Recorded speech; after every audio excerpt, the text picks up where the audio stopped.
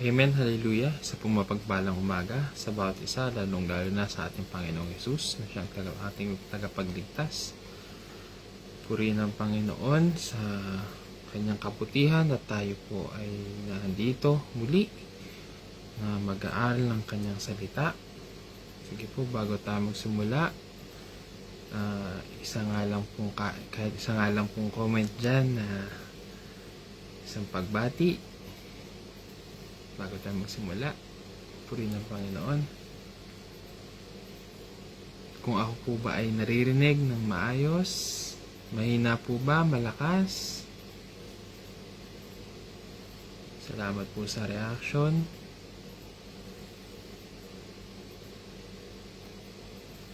Naririnig po ba ako ng maayos?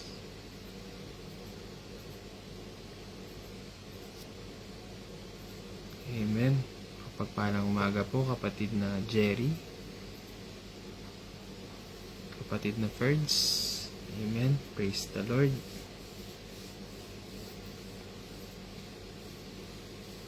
Amen po. Salamat sa pag-confirm. Sige po, tayo po ay umawit sa ating Panginoon. Hindi ka iiwan ni Jesus, mga kapatid. It's a good reminder for each of everyone na anumang panahon, anumang kalagayan natin, andyan po siya, andyan po ang ating Panginoon. Tayo para palakasin, tayo ay bigyan ng pag-asa, tayo ay pagalingin, at hindi po tayo nag-iisa. Amen po. Purihin ng Panginoon. Anuman ang kalagayan, hirap man ang buhay, bigatit, may kalungkutan, o may pangarap na di makamtan. Huwag mawalan ng pag-asa, ang Diyos may layunin siya, kublihan at sandigan sa oras ng pangangailangan. Sa hirap o ginhawa, papurit pagsamba, ialay awitin sa Kanya. Kung may pagsubok, pangako niya'y kalakasan, hindi ka iiwan ni Jesus. Hindi ka iiwan ni Jesus. Hindi ka iiwan, di papabayaan man ng Diyos. Ulitin po natin, anuman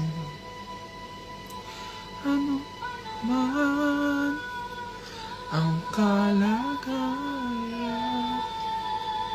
hirap man ang buhay,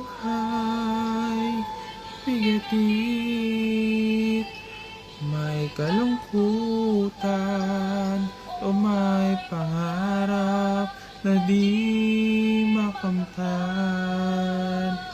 Huwag mawalan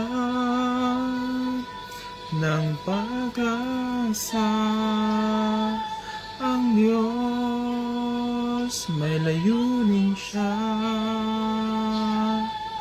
kublihan at sandigan sa oras ng pangangailangan. Sa hirap o ginhawa, papurit pagsamba, ialay awitin sa Kanya.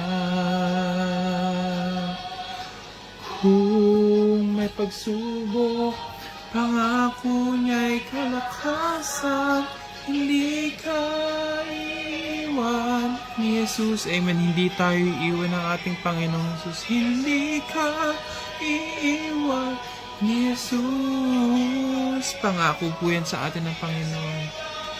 Iiwan, di papabayaan man ng Diyos.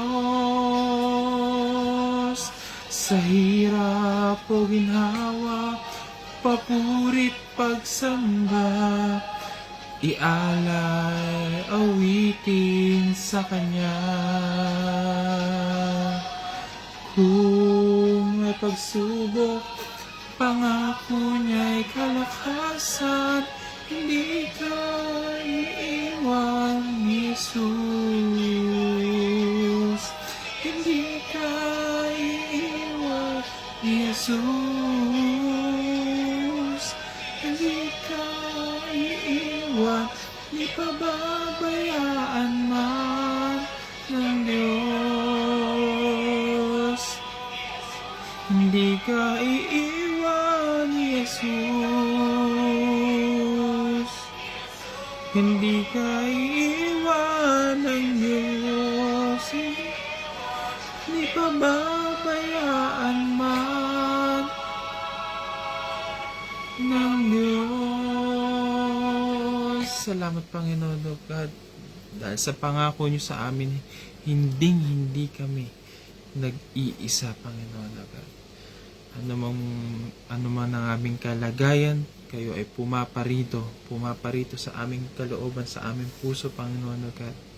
Ano man ang aming pagsubok, ano man ang aming kalagayan, Panginoon o God, nahandyan kayo parati upang kami gabayan, magmahal sa amin, kami pagalingin, mag-provide ng aming mga pangangailangan, magpaalaala ng aming mga kailangan gawin, Panginoon. Salamat, O Diyos. Salamat, O Diyos, sa inyong pag-aalaga sa amin, Panginoon. Salamat, O Diyos. Lagi niyo kami ginagabayan, Panginoon. Inaalalayan, Panginoon, na parang isang bata, Panginoon. Kami ay nasa mabuting kalagayan, Panginoon. Hindi kayo papayag na kami ay maalagay sa hindi magandang kalagayan. Bagkus kami inyong pinalalakas, kami inyong tinuturuan, nagabayan sa salamat, Panginoon. Salamat to Diyos. Ito ang aming samatalangin. In Jesus' name we pray. Amen and amen. At Panginoon, dalangin ko rin po pala sa umaga na ito ay gabayan niyo po kami. I-bless niyo po ang aming pag-aaralan sa oras na ito. Kayo po ang sumama, Panginoon. Ano pang distraction, ano mang panggugulo o pandaraya ng kaaway, anything na kasinungalingan ng kaaway ay winawaksik po namin in Jesus' name, Panginoon. At gamitin nyo nga lang po ang inyong lingkod upang channel ng inyong salita sa bawat isa, lalo na po sa akin, Panginoon God, at lalo na sa mga nangangailangan, Panginoon God. Let your word be strength, joy, hope ng bawat isa. In Jesus' name we pray. Amen and amen. Pagpalang umaga po ulit. Ako po si Pastor Nathan dito po sa DFC Doro Faith Church, Dubai, dito po sa UAE. Mapagpalang umaga po sa bawat isa muli. At atin pong basahin ang atin pong tatalakayin ay kapag walang tao sa paligid natin, pagkos ang ating Panginoon lamang. Kapatid, ito po ay most likely ay nararanasan ng bawat isa na kapag tayo ay mag-isa, kahit na tayo ay mananampalataya o hindi, may mga pagkakataon at maraming pagkakataon na tayo ay mag-isa. Pero alam natin, may pagkakataon na alam natin na kasama natin ang Panginoon. Pero bakit parang alam niyo yung parang tahimik na, yung maingay na tahimik, alam niyo yun? Yung parang yung sa tenga lang, yung parang gano'n. Sa sobrang tahimik ay nakakabingi, may mga ganun pa nga, di ba? Pero sa panahon na yun, hindi lamang sa tayo ay masaya o maraming kasama pumaparoon ng Panginoon. Kahit tayo ay mag-isa, mga kapatid, doon pa nga po natin mas naririnig ang ating Panginoon. Amen po. Sige po, sa Salmo 142,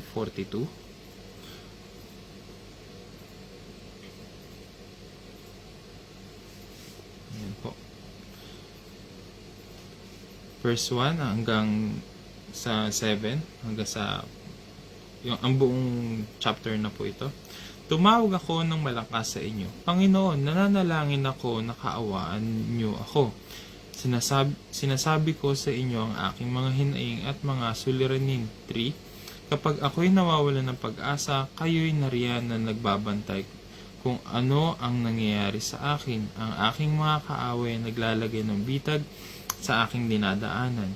Tignan nyo ang aking paligid, walang sino mang tumutulong sa akin, walang sino mang nangangalaga at nagmamalasakit sa akin.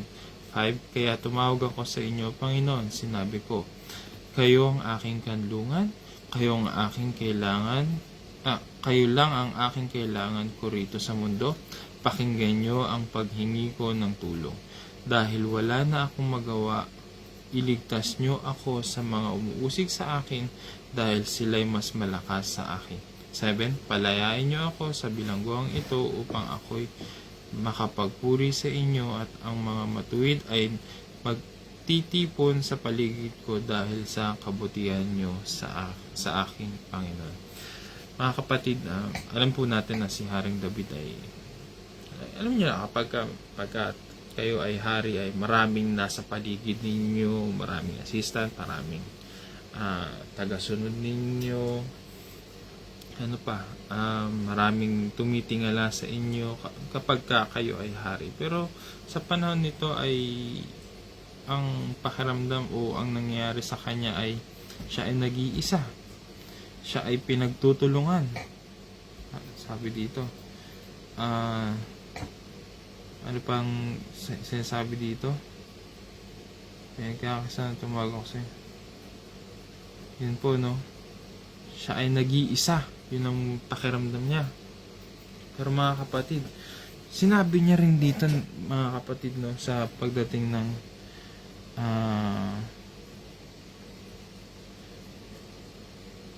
sa verse 5, kayo ang aking kanlungan, kayo lang ang kailangan ko rito. Bigla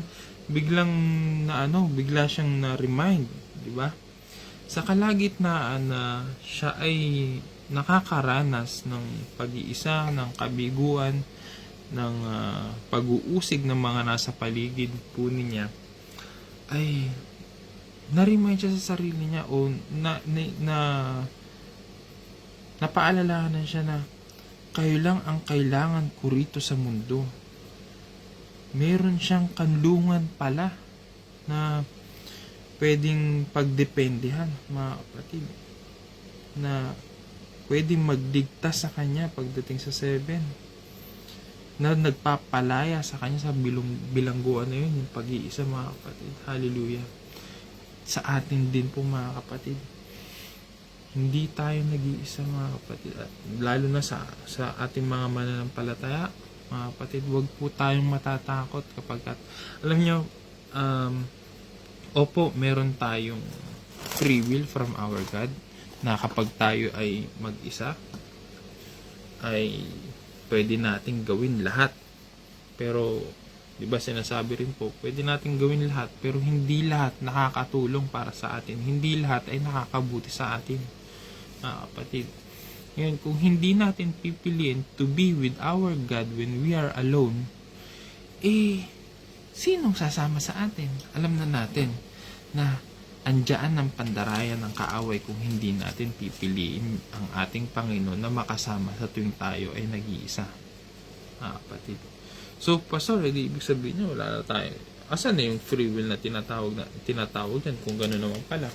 Kaya nga po, mga kapatid, nakakaranas tayo ng kabiguan kapag pinipili natin yung sarili nating kagustuhan kapag tayo ay nag-iisa. Yes, kapag tayo ay nag-iisa, may mga ginagawa tayo o nagagawa tayo na tayo lang ang nakakaalam, ayaw natin makita ng iba, yung hindi natin, yung kailangan natin o yung kinukubli ba para hindi malaman ng lahat kung ano yung ginagawa. Mga kapatid, walang hindi nahahayag sa ating Panginoon Diyos. Hindi natin nadadaya ang ating Panginoon.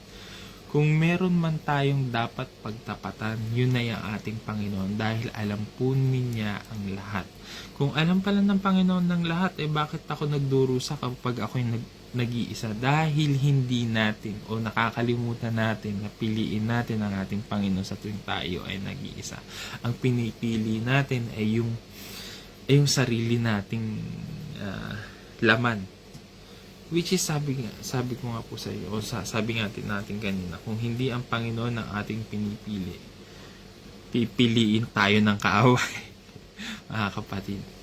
Kaya lang din tayo bumabagsak dahil sa sarili nating desisyon at doon nagkakaroon ng chance ang kaaway kapag ginagawa natin yung ating sarili nating layunin. Kaya doon lang tayo natatakot. Pero huwag tayong matakot mga kapatid kapag pinipili natin ang Panginoon. Sa Isaiah chapter 41 verse 10, sabi dito, maganda po sa English "Fear not, for I am with you. Be not dismayed, for I am your God. I will strengthen you. I will help you. I will uphold you with my righteous right hand." Nagbibigay ng kalakasan. Kumbaga, ng ano yung kabaliktaran ng takot? Basta yun. Ng lakas ng loob ang ating Panginoon. Nagbibigay ng lakas, nagbibigay ng tulong. Itinataas daw po niya tayo mga kapatid. I will uphold you with my righteous right hand. Pangako po yan. Kumbaga, yan yung presensya ng Panginoon natin araw-araw mga kapatid. Doon na tayo, piliin na po natin yung Panginoon na siyang magpapalakas sa atin, na siyang magpapagaling po sa atin, na siyang magpapalakas sa atin mga kapatid. Yun ba sinabi ko kanina? Piliin na po natin yung talagang nagpapahalaga po sa atin. Amen po. Purihin ng Panginoon. Dito po sa Matthew 28:20, "And behold, I am with you always to the end of the age." Hindi po nagkamali ang ating Panginoon nung sinabi po niya yan, mga kapatid. Totoo, buhay at ginagawa niya po yan hanggang ngayon sa atin. Kahit nung hindi pa po tayo mananampalataya, mga kapatid. Dahil po yan sa pagmamahal niya sa atin, mga kapatid. Purihin ng Panginoon. Salamat sa Panginoon. Hallelujah, hallelujah. Ang presensya ng Panginoon ay laging sumasa atin mga kapatid. Kaya lagi nating i-claim yan araw-araw. Hindi lamang kapag tayo ay may kasama mga kapatiran o mga leaders o mga pastor, lalo na kapag tayo ay mag-isa. Doon lalo nating naririnig ang salita ng ating Panginoon, lalo nating mararanasan ang kapangyarihan ng ating Panginoon. Kaya lagi natin yung dinggin, lalo na kapag tayo ay mag-isa mga kapatid. Sa Hebrew 13:5, "I will never leave you nor forsake you." Hallelujah. Hindi tayo iiwan ng ating Panginoon. May mga pagkakataon na mukhang mahirap ang sitwasyon, pero yun ay para tayo ay pagtibayin, mga kapatid. Hindi po yan para ikasuko po natin, kundi isang obstacle or isang pinagdadaanan lamang na pinagdadaanan lang. Ibig sabihin ay hindi tayo kailangan ma-stuck doon. Ang pagdaan natin, hindi pababa, hindi rin stagnant, kundi pataas. Nag-grow ang ating pananampalataya. Dahil kasama natin ang Panginoon, pinalalakas tayo ng Panginoon, na parang isang espada mga kapatid, kapag nilalagay sa apoy at pinupukpok, lalong tumatalim mga kapatid. Lalong nagiging maganda kapag sinusubok sa apoy. Ganun din po sa atin mga kapatid. Pag tayo ay sinusubok ay lalo tayong kumikinis, lalo po tayong gumaganda, lalong umaayos ang ating pamumuhay. Hindi po magbabago yung mga nasa paligid natin na magulo, bagkus ay mas malalaman natin kung paano tayo magre-react sa mga ganong bagay. Hindi tayo parang yung mga tao sa mundo na kung sila ay galit, dapat tayo ay galit din. Kung sila ay malungkot, dapat tayo ay malungkot din. Hindi. Dahil tayo ay may pag-asa sa presensya ng Panginoon. Sa pangako ng Panginoon ay hindi tayo nag-iisa. Alam niyo mga kapatid nga pala, no? Yung binasa natin sa Isaiah 41:10, yung word na fear not, mababasa as per dun sa sa documentaries, mababasa po daw natin siya sa Biblia ng 365 times. Mga kapatid, ano ibig sabihin ng mga kapatid? Every day or 365 days in a year, you have meron tayong pagkakataon na hindi matakot dahil yun ang sinabi sa atin ng Panginoon. Fear not, mga kapatid. Purihin ng Panginoon. Sige po. Sa Deuteronomy 31 verse 6, be strong and courageous. Do not fear or be afraid of them, for it is the Lord your God who goes with you. He will not leave you nor forsake you, mga kapatid. Kaya huwag tayong matakot. Bagkus, lalo tayong magpalakas sa Panginoon. Lalo tayong ma-motivate sa ating pananampalataya. Hindi tayo magpapadaya sa takot na ibinibigay ng kaaway. Lagi nating iisipin na, bakit ako malulungkot? Bakit ako magagalit? Bakit ako mag-fail? Kasama ko ang Panginoon. Hindi ako matatakot, hindi ako mangangamba dahil kasama ko ang Diyos. Let us always be reminded that do not be fear every day, mga kapatid. Be strong and courageous every day, mga kapatid. Sige po, ano po ang kayang ibigay ng ating Panginoon kapag siya ay kasama natin? Sa Salmo 23 verse 4, mga kapatid, iisa-isahin po natin to. Yung sa Salmo 23 verse 4. Ito po madalas po natin na nasasabi o napag-aaralan o laging nadadaanan sa tinatalakay every Sunday o tuwing may gawain. Salmo 24 verse 4.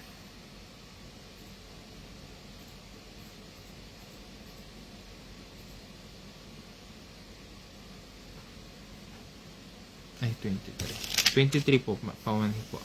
Amen. Tama pala. Kahit dumaan ako sa pinakamadilim na libis, hindi ako matatakot dahil kayo ang aking kasama. Ang dala niyong pamalo, ang sa akin ay nag-iingat, ang inyo namang tungkod, ang gumagabay at nagpapagaan sa aking kalooban. Alam niyo mga kapatid, yun nga po, lagi po natin itong napag-uusapan o natuturo every Sunday. Yung when your rod and your staff, they comfort me. At tag dito, pamalo. Sabi dito, ito nga din, diretso na nga po sa Tagalog. Pamalo, nagpapagaan. Kapatid. Tungkod ng Panginoon, gumagabay. Paano po ba mga kapatid? Kasi, ang mga tupa po kasi, grupo po yan, di ba? Grupo. Kapag may humihiwalay na isa, humihiwalay na isa, papaluin niya po yan para dumiretso po ulit at sumama doon sa iba. Kapatid. So, yung pagtapik na yun is yung to guide our way, path natin para masunod ang layunin ng Panginoon. Kapag tayo ay napalayo na, yung lumalayo na, doon na yung tungkod. Yung tungkod, di ba, alam niyo yung cane, parang ganyan. Tapos yun yung hawakan natin ganyan. Pagka tayo hinahawakan yung shepherd o yung o yung magtutupa, hinahawakan yung dulo, tapos ikakarit niya yung leeg ng kambing at hahatakin. Paano yun nakakapagpagaan yun, mga kapatid? Because, mga kapatid, it reminded us that God care for us. Ayaw niya tayong malayo sa piling ng Panginoon. Ayaw niya tayong malayo o madisgrasya, mga kapatid. Dahil kung tayo ay lalayo sa presensya ng ating Panginoon, tayo lamang ay mapapahamak. May, sabi nga, yung kaaway ay handa lagi para tayo ay nakawin, i-destroy, wasakin, patayin, mga kapatid. Pero ang Panginoon, sa Panginoon ay may buhay, mga kapatid. Amen po. So, itong rod and staff, yes, they comfort us because God care for us. That's why it comfort us, mga kapatid. Meron po tayong Diyos Ama na nagmamalasakit po sa atin. Purihin ang Panginoon. Sa huli na lamang po, mga kapatid, sa John 14:16 verse 17.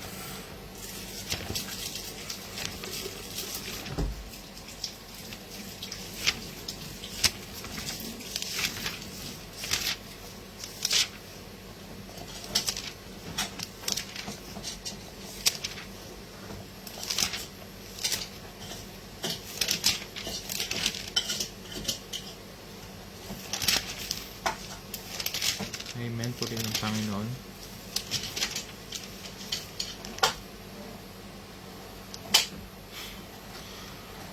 Oo, gagawin ko ang anumang hilingin nyo sa aking pangalan. 15. Kung mahal nyo ako, susundin nyo ang aking mga utos at hihilingin ko sa Ama na bigyan niya kayo ng isang tagatulong na sa inyo magpakailanman. Last verse 17. Siya ang banal na spirito na tagapagturo ng katotohanan. Hindi siya matanggap ng mga taong makamundo dahil hindi siya nakikita o nakikilala ng mga ito. Pero kilala niyo siya dahil kasama niyo siya at sasain niyo siya magpakailanman. Purihin ng Panginoon. Mga kapatid,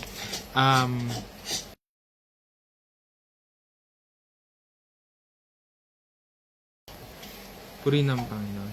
Ito po sabi dito, gagawin ko ang anumang hilingin nyo sa aking pangalan.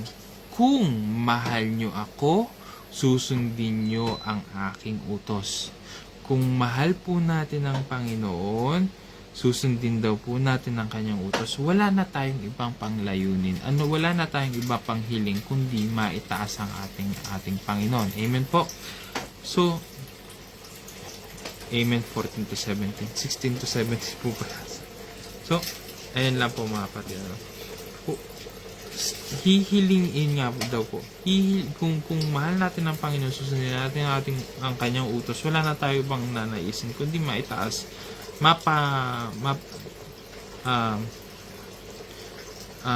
yun po, maitaas ang ating Panginoon.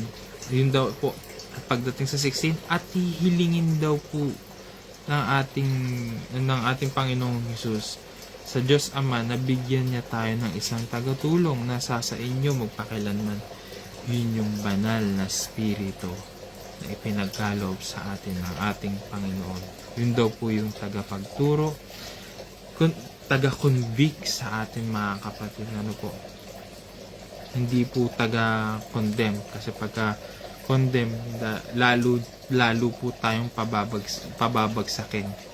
Lalo lang tayong sisisihin sa ating mga nagagawa, mga kapatid. At tayo naman po ay malulugmok. Pero ang hatid ng banal na spirito ay nagpapalakas, nagtuturo, nagre-remind na tayo ay nagkakamali at kung papaano po tayo makaka-move on sa pagkakamali na yun. Amen po. So, tayo po, mga kapatid, na kapag tayo ay nag-iisa, tulad po ng inawit po natin, ano man ang ating kalagayan, ang Diyos ay may layunin So, kapag tayo ay nag-iisa, hanapin natin lagi ang layunin ng ating Panginoon. Amen po. Ang layunin na yun ay para hindi po tayo mapahamak, bagkus mapabuti ang ating kalagayan. Amen po. At of course, magkaroon ng kalakasan sa ating pananampalataya, mag-grow, mag-mature lalo sa ating pananampalataya. Ang presensya ng Panginoon, ang dala niya ay comfort, peace, joy, strength, at hindi niya po tayo pababayaan. Amen po. Purihin ang Panginoon, tayo po manalangin. Panginoon, marami pong salamat sa inyong salita na tunay na nakakapagpalakas, tunay na nagre-remind sa aming Panginoon. Lalo na sa mga gantong sitwasyon, magkakahiwalay man kami, pero nagkukonekta kami by your presence, Panginoon God. Sa inyong presensya lamang kami nagkakaisa, Panginoon God. Nagkakasama-sama, Panginoon God. Salamat, O Diyos. Magkakahiwalay man kami, pero kayo ang aming kasama. Saan man kami pumaroon, Panginoon God. Salamat, O Diyos, sa inyong mga pangako. Salamat sa inyo, O Diyos, sa pagtuturo. Salamat, O Diyos, na lagi kayong gumagabay sa amin sa tuwing kami nadadapa, sa tuwing kami masaya, sa tuwing kami nalilito, Panginoon o God. Kayo ang tamang daan, Panginoon. Kayo ang kaligtasan, O Diyos. Salamat, Panginoon. Salamat, O Diyos.